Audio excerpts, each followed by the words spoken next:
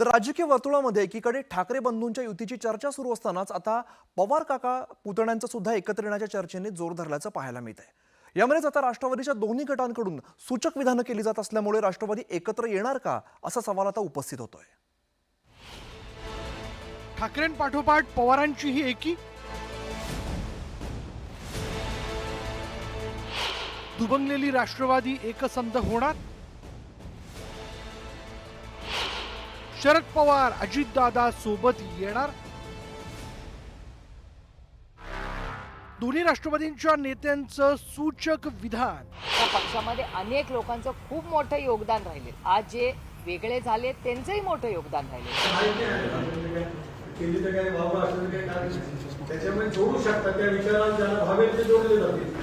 शरद पवारांच्या कन्या सुप्रिया सुळे आणि अजित पवारांच्या राष्ट्रवादीचे प्रदेशाध्यक्ष सुनील तटकरेंनी ही विधान केलंय।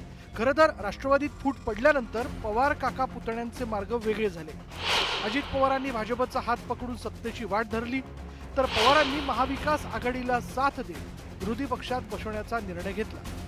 दोन्ही पक्षांनी आधी लोकसभा आणि नंतर विधानसभा अशा दोन निवडणुका लढत आपापली ताकदही आजमावून पाहिली। लोकसभेत शरद पवारांची सरशी झाली, पण विधानसभेला अजित पवारांनी बाजी मारली।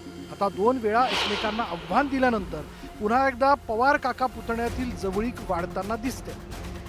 एकीकडे ठाकरे बंधू ठाकरे ब्रँडसाठी एकत्र येण्याच्या हालचाली करत असताना पवार काका पुतणेही एकत्र येण्याबाबत चर्चा सुरू झाल्याचं दिसतंय।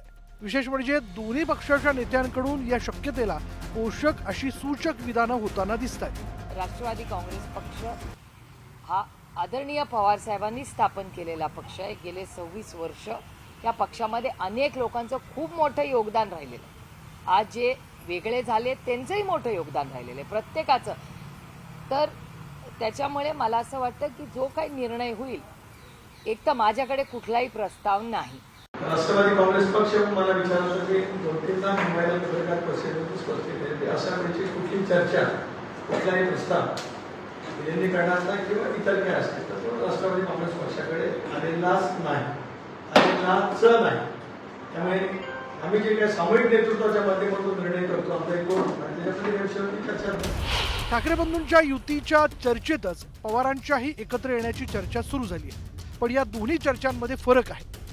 महाराष्ट्राच्या राजकारणात ठाकरे आणि पवार घराण्यांचं योगदान मोठं आहे। राजकीय वर्तुळात ठाकरे आणि पवार हे दोन्ही ब्रँड मानले जातात। अशा वेळी ठाकरेंची युती ही ठाकरे ब्रँडला वाचवण्यासाठी होताना दिसते। त्याचवेळी पवारांना एकत्र आणण्यासाठी मात्र लोकप्रतिनिधी आणि कार्यकर्त्यांचाच दबाव असल्याचं जाणकार सांगतात। ही पवार एकत्र येण्याची किंवा राष्ट्रवादी काँग्रेसचे दोन्ही गट एकत्र येण्याची जी चर्चा आहे ती प्रामुख्याने कार्यकर्ते आणि आमदार खासदारांच्या दबावामुळे आहे। त्याचं कारण असं आहे की केंद्रात आणि राज्यात महायुतीची सरकार आहे, वरती एनडीएचं सरकार आणि राज्यात महायुतीचं सरकार आणि राष्ट्रवादी काँग्रेसचे जे 8 खासदार निवडून आलेले आहेत त्याच्यातले एक सुप्रिया सुळे आणि डॉक्टर अमोल कोल्हे हे 2 जर सोडले तर उरलेल्या 6 खासदारांना त्यांच्या मतदारसंघांमधल्या विकास कामांची मोठी चिंता आहे। खरं तर शरद पवार आणि अजित पवार यांच्यातील राजकीय वित्तुष्ट हे सध्या बऱ्यापैकी संपल्याचं चित्र आहे। शरद पवार विरोधी पक्षात असले तरी ते किंवा त्यांच्या पक्षाचे नेते क्वचितच अजित पवार किंवा त्यांच्यावर टीका करताना दिसतात। पण असं असलं तरी दोन्ही एकत्र आले तरी पक्षाचं नेतृत्व कोण करणार? सुप्रिया सुळे आणि अजित पवारांमध्ये अधिकारांचं विभाजन कसं होणार?